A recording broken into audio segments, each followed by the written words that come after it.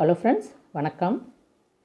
என் பேரன் சாய்ங்க மதியம் லஞ்ச் எடுத்துகிட்டு போனது சாப்பிடவே இல்லை. அது ஏன்னா என்னோடய தப்பு தான். நான் தான் கொஞ்சமாக அவனுக்கு புதினா ரைஸ் செஞ்சு கொடுத்துருந்தேன். சூடாக சாப்பிட்றப்ப எனக்கு ஒன்றுமே தெரியல. டேஸ்ட் பார்த்து தான் எடுத்து வச்சேன். ஆனால் அவன் திருப்பி எடுத்துகிட்டு வந்த சாதத்தை வாயில் போட்டால் அந்த பூண்டோட விறுவிறுப்பு கொஞ்சம் சாதத்தில் ரொம்ப அதிகமாக தெரிஞ்சிச்சு. அதான் இவன் சாப்பிடல புள்ளன்னு சொல்லிவிட்டு சரி அவனுக்கு இது செஞ்சு கொடுத்தோம். ரொம்ப மாதக்கணக்கில் ஆயிட்டு ஃப்ரிட்ஜிலே தான் இருந்துச்சு. சரி இன்றைக்கி அதையே பொரித்து கொடுத்துருவோம். புள்ள பசியோடு இருந்து டியூஷன்லாம் போய் அட்டன் பண்ணிவிட்டு வரத்துக்குள்ளே ரொம்ப வாடி போயிடுவான்னு இதை தாங்க பொரித்து அவனுக்கு கொடுத்தேன். இந்த மயோனைஸும் இந்த கெச்சப்பையும் இப்போ கலந்து கொடுத்தா அந்த டேஸ்ட்டு தான் இப்போ பிடிக்குதுன்னு அதை தான் கலந்து சைடில் அதையும் கொடுத்தாச்சுங்க. அதுக்கப்புறம் இன்றைக்கி நைட்டுக்கு என்ன செய்கிறதுன்னு அடுத்த கதை ஆரம்பிச்சிருது. என்ன செய்கிறது? சரி வெள்ளையாக தோசை சாப்பிடக்கூடாது, இட்லி சாப்பிடக்கூடாது. இப்போ கடைசியில் அங்கே போய் இங்கே போய் இடியாப்பமும் வெள்ளையாக இருக்கக்கூடாது, ஆப்பம் வெள்ளையாக இருக்கக்கூடாது, எதுவுமே வெள்ளையாக இருக்கக்கூடாது.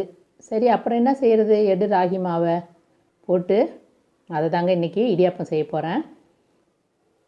இதுக்கு இடையில் நாளைக்கு சில பொருட்கள் வேண்டியதாக இருக்குது. சாய்க்கும் ஆஃப் டே எக்ஸாமில் வந்துடுற வச்சு அவனுக்கும் ஏதாச்சும் ஈவினிங்கு ஸ்நாக்ஸுக்கு கொடுக்க வேண்டியதாக இருக்குன்னு பிக் பாஸ்கெட்டில் தான் சிலது போட்டிருந்தேன். போட்டுட்டு வந்து இடியாப்பத்தை புழிஞ்சி அதையும் வேக வச்சுட்டு வேக வச்சேன். அதுக்குள்ளே அவங்களும் டெலிவரி எடுத்துகிட்டு வந்துட்டாங்க. அந்த பொருளெல்லாம் பார்த்து ஃப்ரிட்ஜில் வைக்கிறதெல்லாம் வச்சுட்டு மற்றதெல்லாம் எப்படி இருக்குதுன்னு பார்க்கதாங்க உடனே அதையும் எடுத்து வச்சிடலான்ட்டு எடுத்தேன். ஓரளவு எல்லாமே காய்கறி எல்லாமே ஃப்ரெஷ்ஷாக தான் இருக்கும்.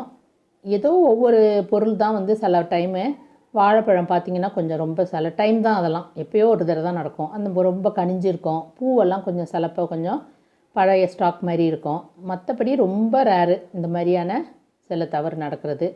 அதை கூட நம்ம இந்த மாதிரி போட்டோன்னா உடனே ரிட்டன் போட்டுட்டோன்னா அதை வந்து ஃபோட்டோ மட்டும் எடுத்து போடணும். உடனே அவங்க வந்து நம்ம வாலெட்டில் அந்த பைசாவையும் உடனே இது பண்ணிவிடுவாங்க. வெத்தலை, துளசி இதெல்லாம் கூட அங்கே தாங்க போடுறேன். நல்லா தான் இருக்குது.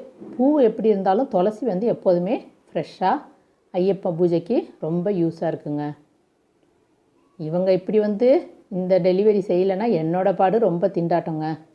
Okay friends, tata, bye bye, thank you.